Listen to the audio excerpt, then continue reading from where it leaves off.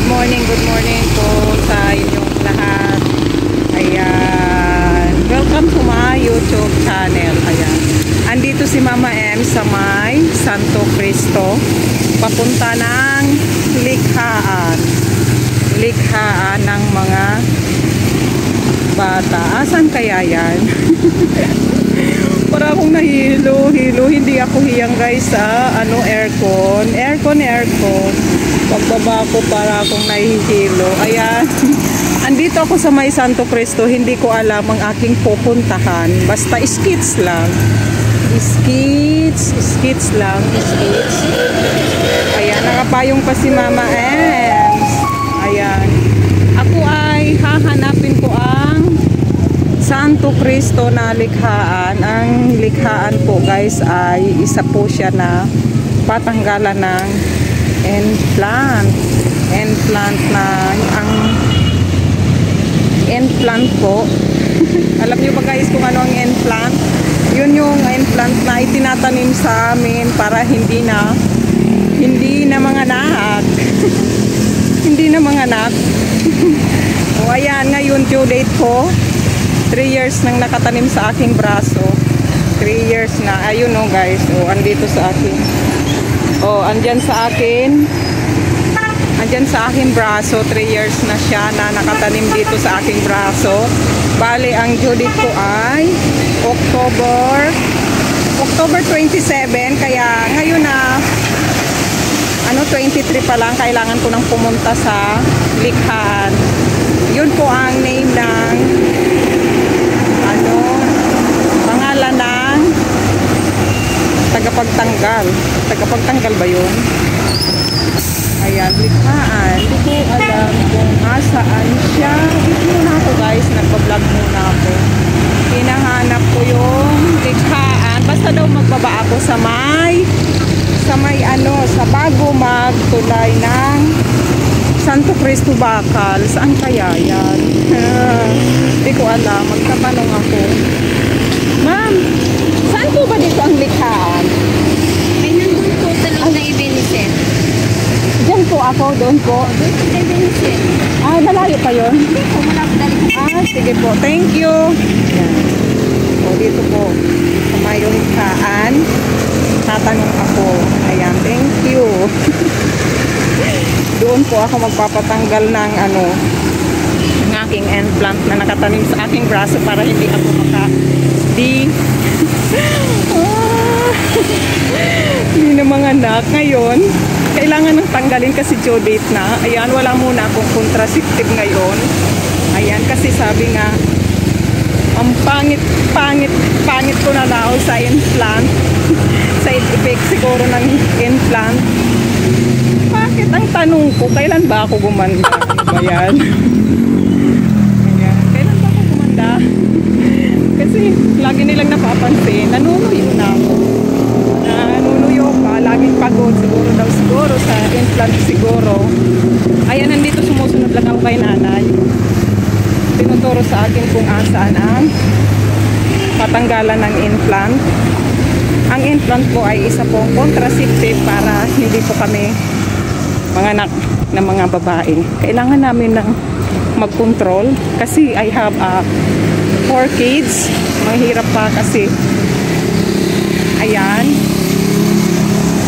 mahirap na yung panahon ngayon na sunod-sunod ang mga anak, kaya kailangan natin talaga mag-control. Pero due date na ito ngayon, kaya kailangan ko na magpatanggal ng implant kasi 3 years na itong nakatanim sa aking braso guys. Ayan, 3 years nang nakatanim sa aking braso. Kailangan ng tanggalin. Due date na sa 27. Ayan, hindi na muna magko-contraceptive sa maens. Ayan, bahala na si God. Ayan, malayo-layo pala. Ayan, dito siya. Baka bawal doon ang camera, ang video sa loob. Ayan, dito.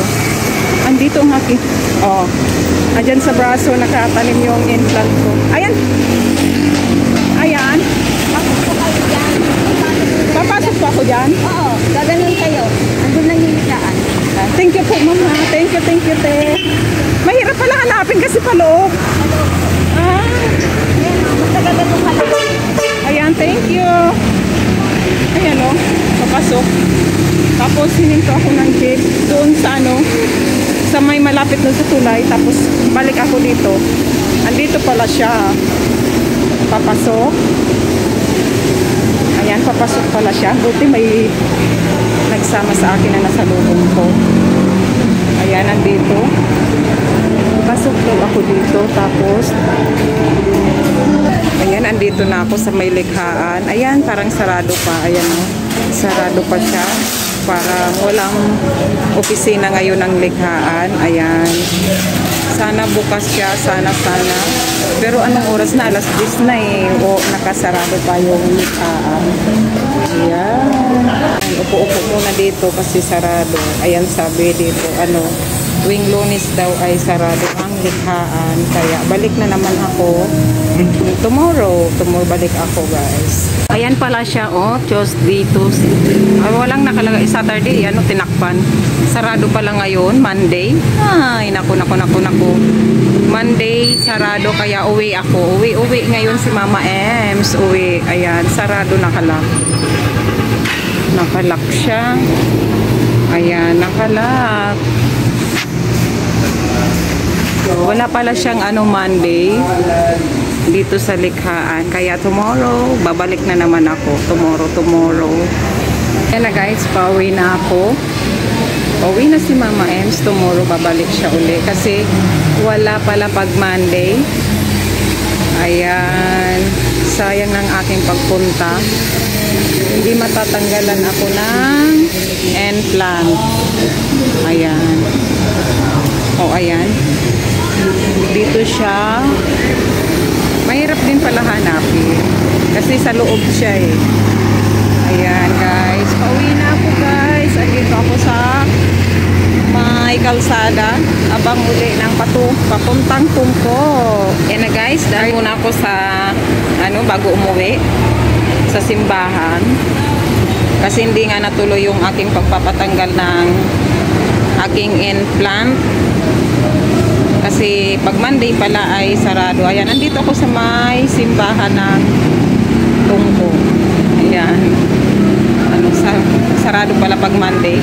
Guys, ang implant pala ay isang family planning ng mga kababaihan para hindi dumami ang mga anak. Kasi sa hirap ng buhay ngayon, sa hirap ng buhay ay kailangan magkaroon ng plano sa pamilya. Ayan.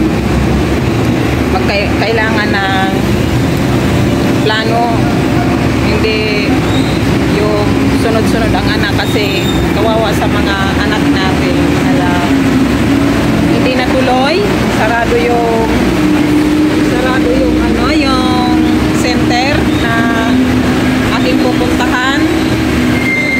Ayan, hindi natanggal yung aking nakabaon sa braso. Ayan mo, guys, oh. Ayan siya, nakikita siya, oh. Ayan, na parang piklat na yan. Parang yan, parang kasing laki ng posporo na isinuot dyan sa may braso ko.